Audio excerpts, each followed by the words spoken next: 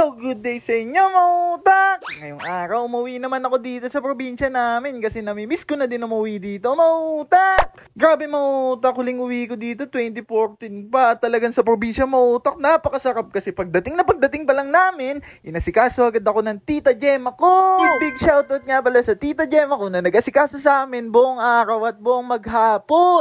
Yung bahay nga pala namin mga utak dito sa Real Quezon ay katabing dagat lang. Ayan mismo tabing dagat lang. Kaya makakaligo ka dyan ng libre. Yan mga utak, tuwan-tuwa ako kasi nakabisita ulit ako dito for the very long time ago. Ang sarap talagang maglakad-lakad dito mga utak. Talagang full nature ang makikita mo. Malayo sa polusyon. Eto naman mga utak, dito ako palagi naliligo. At nung huling punta ko, dito din ako naligo sa ilog na to. Kasi sobrang linis at sobrang linaw ng tubig sa ilog na to. Kaya lang ngayon mga utak, may bayad na siya. Pero hindi naman ganun kalaki yan. 50 pesos lang makakaligo ka na sa gantong ilog. Napakaganda, di ba? Dito nga lang pala yan sa mismong tulay ng Barangay Lubayat, Real Quezon Province. Yan mga utak, boundary lang to ng Barangay Malapad at Barangay Lubayat. So yun guys, yan, nandito kami. Teka lang ha, inaanod ako eh. Sobrang solid dito guys. So ayun nga mga utak, ito yung pinaka na-enjoy ko sa pinuntahan namin dito mga utak, tong ilog na to. Dito kami nag-stay sa may mababaw, ayan o, kaya nakakahiga-higa ako dyan mga utak. Pero di lang yan mga utak, meron din mga dagat dito sa malapit sa amin. Nasabi ko nga kanina, di ba, yung bahay namin halos tabing dagat lang. Ito naman dagat na to mga utak na malapit lang sa amin mga utak. Karamihan dito, puro bato, pero ang kagandahan dito, hindi siya maliliit na bato. Medyo malakas nga lang din yung alon nung pumunta kami mga utak. Pero mga utak, walking distance lang. Pag nandun ka na sa may tabing dagat mga utak, lalakad ka lang ng onte, meron ka na makikitang spot na puro sand. Kaso lang black sand siya, pero okay na din, di ba? So guys, yan, dito sa Real Quezon may madadaanan din kayo dito mga dagat. Pero ngayon kasi may bagyo, hindi kami makaligo na maayos. Pakita may dagat. Yan guys, libre lang dito, wala tong entrance. Pagpunta nyo dito. Hanap lang kayo ng magandang spot, nandito kami ngayon sa Batuan. Pero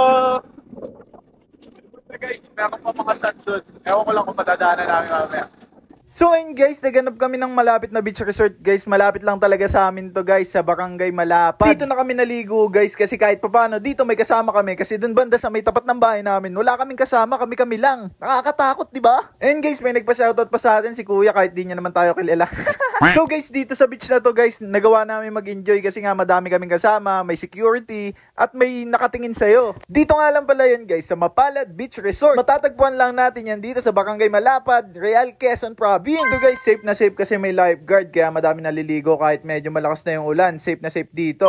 For only 50 pesos makakapasok ka na sa beach na to. Sand siya guys ha. Tapos guys, meron na din sila mga cottage dito. Kaso hindi ko na natanong yung presyo guys, pero nandiyan na yung contact number nila para kung gusto nyo mag-inquire, ayan na lang, itatanong nyo na lang kay Sir Romnick Gonzales Molina. Nandiyan na din yung phone number niya. Hindi na kasi kami nag-cottage guys, gawa na napadaan lang naman talaga kami kasi malapit lang naman siya sa amin. So yun guys, hanggang dito na lang din siguro mga utak. Maraming salamat sa pagsama sa gala na to. Sobrang sarap lang din talaga bumalik sa probinsya dahil napakalayo sa polusyon at sobrang solid ng ambience mga utak, di ba? Minsan dito mo din makikita yung pahinga na gusto mo. Talagang solid magpahinga sa ganito mga utak. Ang dami mo makikita dito na hindi mo nakikita sa Manila kagaya ng magagandang puno na yan. Basta iba yung ambience dito. Sobrang solid at sobrang sarap mag-stay sa ganito. So paano mga utak? Next vlog na lang ulit. Mr. Mautak, once again, sending love, peace, pew pew pew!